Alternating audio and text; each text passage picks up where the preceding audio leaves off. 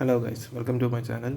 So ഞാനിപ്പോൾ പറയാൻ പോകുന്നത് ഈ ഫോണിൻ്റെ ഒരു ഷോർട്ട് റിവ്യൂ ആണ്. ഇതിൻ്റെ ഫോണിൻ്റെ പേരെന്ന് പറഞ്ഞത് സാംസങ് ഗാലക്സി A51 ആണ്. ഈ ഫോണ് ഏകദേശം 3 വർഷം ഉപയോഗിച്ചെങ്കിലും ഇതിന് ഒരുപാട് നല്ലതും ചീത്തയും കാര്യങ്ങളൊക്കെ പറയാനുണ്ട്. അതായത് ഈ ഫോണ് ഡിസ്പ്ലേ ഒക്കെ കൊള്ളാം, നിങ്ങൾക്ക് എല്ലാവർക്കും അറിയാവുന്ന കാര്യമാണ്. സൂപ്പർ AMOLED ഡിസ്പ്ലേ ആണ്. എന്നാൽ ഇതിൽ കുറച്ച് വർഷങ്ങൾ ഉപയോഗിച്ച് കഴിഞ്ഞപ്പോൾ ഇതിൻ്റെ ഡിസ്പ്ലേ ക്ലാരിറ്റി അങ്ങ് കുറഞ്ഞു. മാത്രമല്ല, ഇതിൻ്റെ ക്യാമറ ഓപ്പൺ ചെയ്യുമ്പോൾ ഭയങ്കരമായിട്ട് ഈ ഫോട്ടോസ് എടുക്കുമ്പോൾ ഈ യെല്ലോയിഷ് ആയിട്ടാണ് കാണിക്കും, ചെറുതായിട്ട്. അതെന്താണെന്നൊന്നും അറിയത്തില്ല. പിന്നെ ഉള്ളതെന്ന് വെച്ചാൽ ആകെ കൊള്ളാവുന്ന ഡിസ്പ്ലേ മാത്രമേ ഉള്ളൂ, അല്ലാണ്ട് പെർഫോമൻസ് ഒന്നും ക്വാളിറ്റി ഇല്ല. പെർഫോമൻസ് കുറച്ചും കൂടി ബെറ്റർ ആക്കാനുണ്ടായിരുന്നു. പിന്നെ ക്യാമറ 48 മെഗാപിക്സൽ ക്യാമറയുടെ ഫോൺ ആണ്.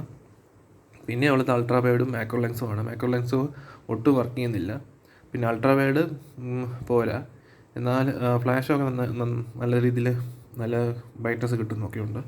അപ്പോൾ പിന്നെ ഉള്ളത് 25 വാട്ട് ഫാസ്റ്റ് ചാർജിങ് ആണ്. എന്നാൽ ഇത് 0 to 100% ഫുള്ളായിട്ട് ചാർജായിട്ട് നിൽക്കണമെങ്കിൽ ഏകദേശം 1 മണിക്കൂർ 30 മിനിറ്റ് എടുക്കണം.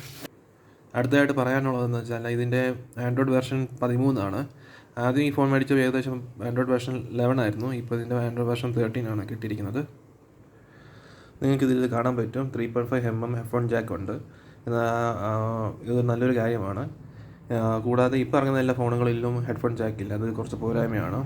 എന്നാൽ ഇതിൻ്റെ UFS സ്റ്റോറേജ് 2.2 ആണ്. എന്നാൽ ഡൗൺലോഡ് സ്പീഡ് വളരെ കുറവാണ്. ഏകദേശം 1.5 മണിക്കൂർ എടുക്കും ഒരു 1 GB ഫയൽ ഡൗൺലോഡ് ചെയ്യാനായിട്ട്. അടുത്തതായിട്ട് പറയാനുള്ളത് ഇതിൻ്റെ മെയിൻ ക്യാമറയാണ്. Main rear camera 48 മെഗാപിക്സലാണ്.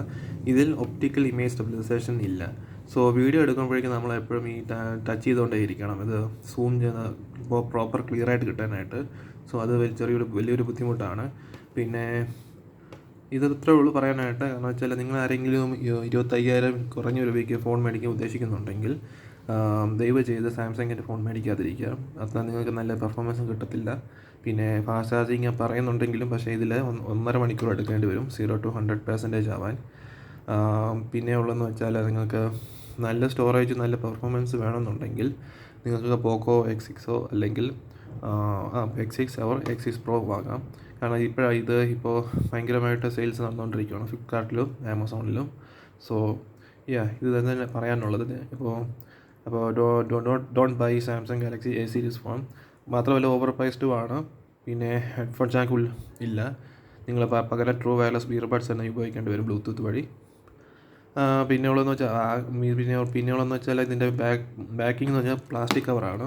പിന്നെ അത്യാവശ്യം ബാക്കർ ഇട്ടിട്ട് അവസാനം ഇവിടെ ഒരുപാട് സ്ക്രാച്ചസ് ഒക്കെ വീണിട്ടുണ്ട്. നിങ്ങൾക്ക് കാണാൻ പറ്റും, ഇത് ഒരുപാട് സൈഡിലൊക്കെ സ്ക്രാച്ചസും അങ്ങനെയൊക്കെ കാര്യങ്ങൾ വന്നിട്ടുണ്ട്. സോ ഇത് തന്നെയാണ് പറയാനുള്ളത്.